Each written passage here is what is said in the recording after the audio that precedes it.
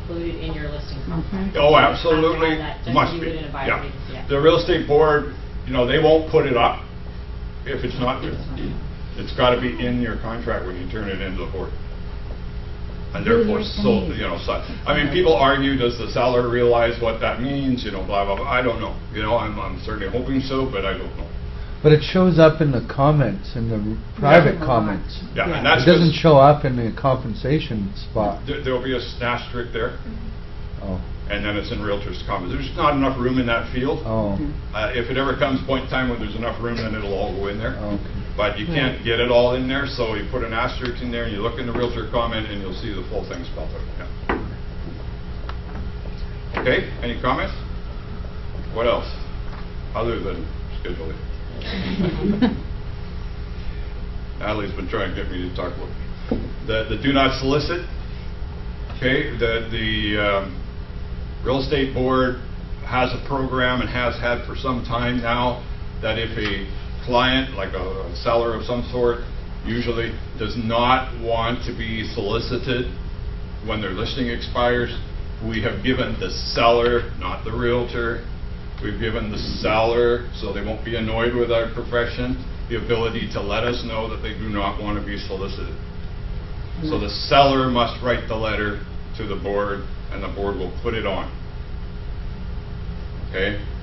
I think it's unfortunate. I'm trying to get the rule changed to make it clear, but some realtors are slipping it into Schedule A without ever going over it as to what it means, and therefore automatically causing us an environment where their listings, when they expire, will never be solicited.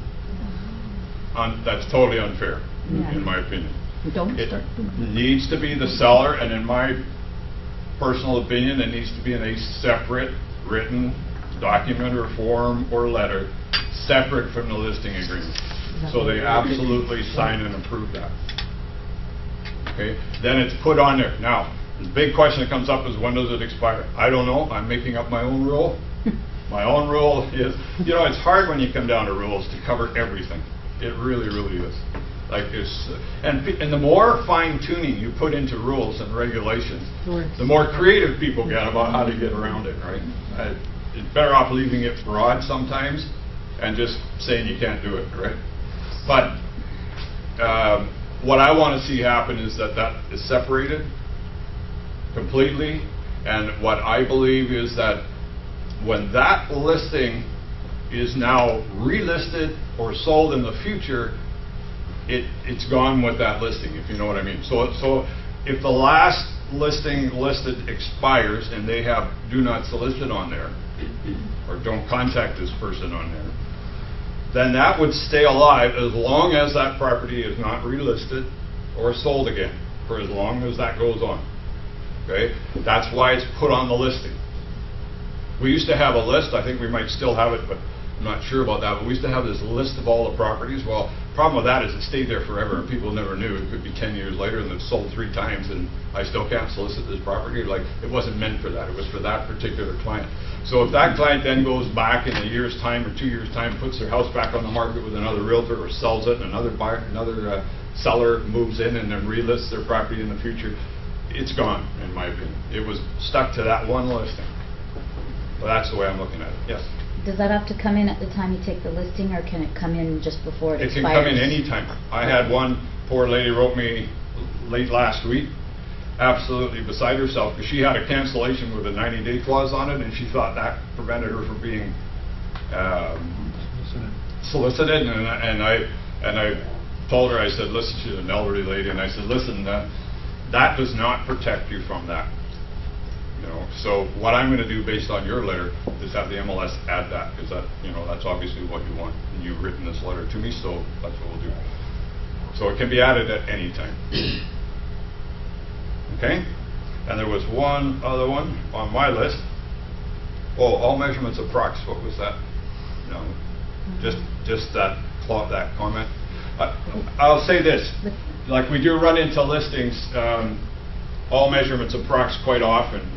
I want to make it very clear that the Code of Ethics and Standards of Practice make it very clear that as a buyer's agent, that does not let you off the hook. You are responsible, if it's a concern to your client, to check out anything in that listing, including measurements. But it also does not let the listing agent off the hook either. So you both have responsibilities. And if something, whether it's measurements or whether it's right-of-ways, or easements, or power lines, or future construction, or whatever the issue may be, if that's of concern to your client, your buyer, then you need to not just listen to the listing agent. You need to do your own checking out, because that's your client. That's who you work for, and you're responsible to them. Okay, so the homework needs to be done by the buyer's agent as well. So just because they put, the proxy thing is probably a good sort of heads up, if you like, to check this a little closer if it's of concern to your buyer. I mean, if it's not of concern, that's fine. If they're aware of it, that these are approximate, that's fine. But if the buyer is saying to you, I want to put a pool in my backyard, then you better go out of your way as the buyer's agent to make sure. Don't just listen to the listing agent, to make sure that that is doable. Okay, that's what I have. And if you're selling a foreclosure strata, you are responsible to get all the documents, not the listing agent. Well, that's Apparently. interesting. That's what happened So- to Roslyn. So a foreclosure strata, the buyer's agent is responsible? For the Yeah. information. Because they're not responsible for its buyer as is, where is. That is when they add the clause, if they send you the sheet that has all the Yeah. of omissions, and Yeah. they just waive Yeah. everything, and you just write in there, it says you buyer will get. But I'm not so sure, and I'll check that one out. I'm Okay. not so sure, though, that the listing agent doesn't legally have an obligation to produce that information. Because you see the requirement, now, let me back up. I was reading something recently, I don't know where it was, council maybe? I think it's in the council, in the current council newsletter, that the only form that's absolutely required by law is the Form B. Interesting enough. And we've expanded that over the years to include all the minutes, all the, all the stuff, and we write that. And that's why it's really important for you to write everything into your contract that you want. If it's studies, property, strata studies, whatever it may be, make sure you write it all in. Because I didn't realize before, but from council's view, the only legal obligation is actually the Form B. And I didn't realize that. So, because we've automatically assumed it had to be all documentation, right, is required by law. But I'm still not sure the listing agent doesn't have that obligation, even if it is foreclosure. And I know they waive it.